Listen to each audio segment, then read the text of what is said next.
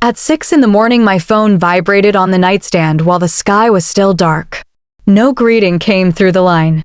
No small talk. Just breathing and authority.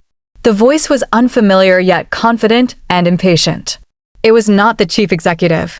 It was the vice president's son calling to end my role permanently before sunrise without hesitation. He spoke quickly as if reading from a decision already approved elsewhere. He said I was too difficult to manage and paused as though expecting agreement. There was no explanation offered and none requested. The call ended abruptly, leaving silence thicker than the dark room around me and the quiet certainty that something irreversible had occurred before the day began. I sat on the edge of the bed listening to the building wake slowly below my window. I had not opened email or poured coffee, yet everything felt finished. Years of work were reduced to a sentence delivered without context. Being labeled difficult was not an insult. It was a signal that comfort had finally outweighed competence inside that company. Before the sun rose, I understood the finality of the moment. Careers do not always end with warnings or meetings. Sometimes they end with timing and fear. I placed the phone face down and stood up calmly. I had not even tasted coffee yet my position was gone and something else had quietly begun within me that early silent morning. I was not removed because of attitude or tone, but because of proximity. Over years, I had built direct relationships with investors through long meetings and quiet follow-ups. They trusted my memory, my caution, and my consistency. That access bypassed hierarchy and made certain people nervous, especially those who inherited authority without earning understanding of the business itself fully. I asked questions rooted in past cycles, not theories from slides. When projections were rushed, I slowed them down. When risks were ignored, I named them clearly. The vice president's son struggled with depth and reacted by labeling resistance. To him, precision felt like disobedience rather than professional responsibility within serious environments where accuracy defines survival and leadership credibility long. I refused to simplify numbers to make presentations comfortable. Financial reality does not bend for confidence. I insisted on full context because investors listen between lines. That insistence exposed gaps he could not answer. Every meeting widened the difference between experience and appearance, making removal the simplest solution available to those threatened by accountability and long memory of outcomes measured. This was never emotional or personal. It was structural and inevitable. I represented continuity while he represented urgency without foundation. Removing me reduced friction and scrutiny. He did not fire me to protect the company. He fired me to protect himself from exposure he could not manage within serious financial circles that reward clarity, patience, and consequence over ego always. Between 6 and 9, the city was only beginning to stir while I moved with a clarity that surprised even me. There was no anger shaping my decisions and no desire to prove anything to those who had dismissed me without thought. I sat at my desk and opened a series of old exchanges with clients and partners, understanding that my value had never been tied to a title, but to a long pattern of reliability that others recognized even when management did not. A contract surfaced in those messages containing a clause most people had forgotten. It confirmed that certain strategic relationships had been built through my direct work rather than through departmental authority. That detail clarified what I could still influence without stepping into conflict. I documented it quietly, then shifted to a message that had waited in my inbox for weeks. A senior contact from a competing firm had asked if I was open to discussing a project once my schedule eased. I had ignored it out of loyalty, but circumstances had changed completely. I responded with a simple note suggesting availability later that morning. The reply came quickly, and at 9 exactly, the offer arrived. It was neither emotional nor dramatic. It was the logical result of years of consistent competence. They did not hire me because I was angry. They hired me because I was prepared and because preparation withstands displacement. The company that reached out to me operated on a scale far larger than my former employer, and yet their first question was not about availability or compensation.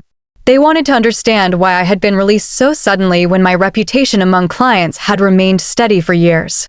They already knew I maintained long-standing relationships built through careful listening and measured guidance. Those relationships were not tied to any brand. They were tied to trust developed slowly through consistency and follow-through that older professionals value deeply. During our conversation, they asked about recent investor reactions to the projects I had overseen. I explained the expectations that had never been communicated clearly to senior leadership and the quiet concerns investors had shared privately. I outlined the gaps between the public pitch and the real numbers and described how those gaps created instability that could have been corrected with patience and accuracy. They understood immediately that my insight came from direct experience rather than speculation. The rival firm did not view my departure as an opportunity for conflict. They saw it as continuity because clients prefer expertise that survives transitions. They recognized that my knowledge extended beyond files and slides into the deeper structure of decisions and outcomes. Accepting their offer did not require betrayal. It required alignment with an environment that valued precision over presentation. I did not steal anything. I simply stopped protecting them and allowed my work to stand where it belonged. Within days, I began hearing fragments of conversations from people who still worked inside the company. I was no longer part of any decision, yet my absence seemed to echo across every corner of their operations. The first signs appeared when 2 major investors canceled scheduled calls without offering replacement times. They simply noted that they needed to reassess internal information before continuing discussions. Nothing dramatic was said, but the silence behind their messages carried weight. By midweek, several meetings that had been framed as crucial were quietly pushed to later dates. The explanations were vague and brief. Some cited scheduling conflicts while others claimed they needed updated material before proceeding. These were investors who rarely delayed anything. Their caution suggested they were re-examining the foundations of the projects the leadership had insisted were stable. Emails soon reflected a different tone entirely. Messages that once carried enthusiasm shifted into careful requests for clarification. They asked for documents that had been previously accepted and questioned projections that management had promoted confidently. They were not accusing anyone. They were recalculating. Investors do not run. They study patterns and respond when trends become impossible to ignore. From a distance, I watched a quiet unraveling take shape.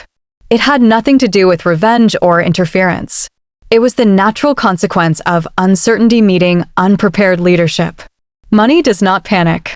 It migrates and it follows the path where clarity and competence remain consistent.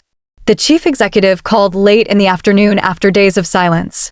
His voice lacked the certainty he once displayed in every meeting. He did not ask about my well-being or the circumstances of my departure. He moved directly to a single question repeated with rising tension. He wanted to know who had given me the client list. The tremor in his voice revealed more than the words themselves. He believed information was the source of influence and that possession of a file determined loyalty and direction inside an industry built on human trust rather than documents. I let him speak without interruption. His assumption confirmed that he and his team had misunderstood the nature of every relationship I had maintained over the years. They thought clients stayed because of polished presentations stored in folders. They believed investors aligned because of reports printed before meetings. They missed the truth that experienced partners follow judgment, consistency, and depth. None of that can be transferred through a list or captured by a spreadsheet handed over in haste. As he continued to demand explanations, he revealed the full extent of their vulnerability. Leadership that fears a file has already lost control of its foundation. Influence lives in credibility, not in storage. I ended the call calmly, recognizing that the struggle they faced was internal rather than external. That was the moment I understood they were finished and no further involvement from me was necessary. I heard the accusation repeated through different channels in the days that followed, yet I never felt the need to correct it.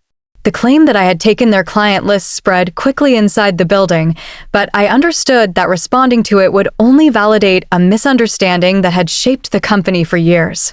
My work had never depended on a document.